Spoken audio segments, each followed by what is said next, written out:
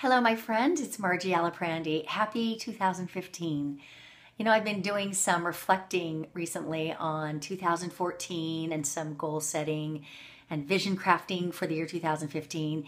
And it's been an incredible experience. I've decided that I'm going to put together 3 short videos over the next few days with some of the distinctions that I've made and realizations and so forth. And perhaps they can help you as you're planning your 2015 so that it can truly be a landmark year for you. One of my favorite Emerson quotes has been on my mind a lot lately. What it says is this, that what lies behind us and what lies before us are tiny matters compared to what lies within us. I think if we could stay truly poised on that and, kind of release the past and not stress and worry over the future, but really stay poised on that, what lies within us, we would be able to create our moment-to-moment success far more powerfully.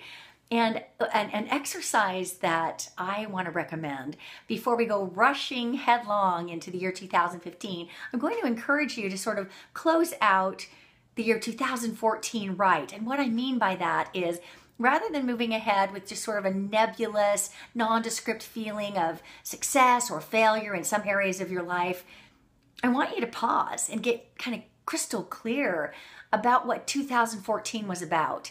And this is not a time to beat yourself up, but it is a time to be candid and honest with yourself. But the place I want you to start is here. I want you to start with celebrations. I want you to acknowledge yourself for what were truly your biggest successes of this last year. What were the goals that you achieved? What were some wise and prudent decisions that you made? What are some of the qualities that you have incorporated into your life? Where are you stronger, clearer, smarter than you were a year ago? Who's in your life today that wasn't a year ago that is making a tremendous impact on you? So celebrate, right? It's so easy for us to be tough on ourselves.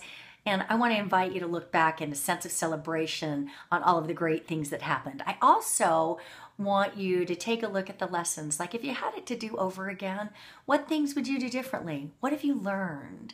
What do you want less of going forward in 2015? Because if you want more from your business, something's got to give. What are you willing to sort of trade in? What do you want less of? What do you want more of? And what have you learned? What are the most important lessons that you've learned in 2014? One of the challenges that we have if we don't get this kind of closure on 2014 is that we've got this syndrome of rear view mirror thinking going on. Like, we're carrying this big bag forward with us of incompletion. And I really think that a big part of success is completion.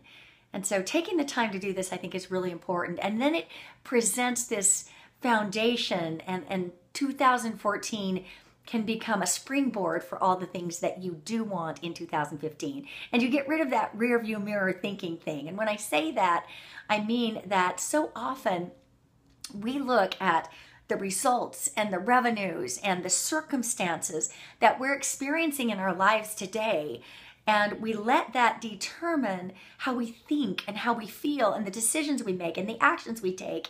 And that is really erroneous, because the results that we're enjoying, or not so much enjoying today, are really the result of previous thinking, previous actions.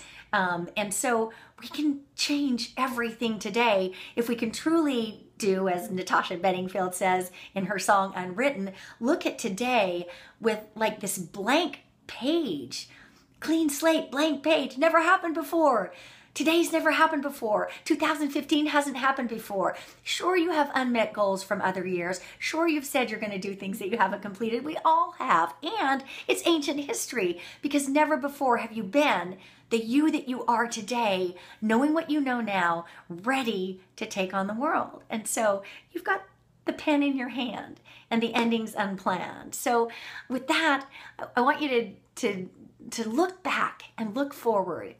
And in all of that, recognize that in looking back and looking forward, the most important thing is recognizing what lies within. And I want to invite you to enjoy and join my partner Sean Smith and I in a complimentary teleconference that I think you'll find very inspiring. It's about helping you to have a breakthrough year. What do you need from a mindset and a skill set and a strategy standpoint to make this a really breakthrough year? So you can register on this page, and I look forward to talking to you tomorrow.